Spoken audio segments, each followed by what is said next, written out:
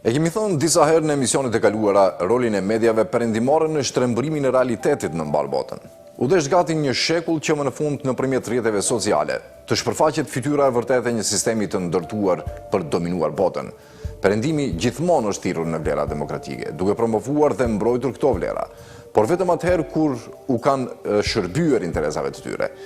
Për shembull, në emër të demokracisë, perëndimi pushtoi Irakun, mori pasuritë dhe la vendin në kaos për 2 dekada. Të njëjtën e bëri në Libi, ndërsa sot vendi arab i Afrikës Veriore është shteti më i paqëndrueshëm në këtë rajon.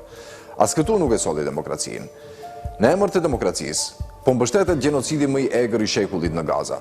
Në emër të demokracisë, vendet europiane po e presin me qëllim të kuq të akuzuarin për krime lufte dhe gjenocid Benjamin Netanyahun në kryeqendrat e tyre, edhe pse ai që moti duhet të ishte prapa grileve.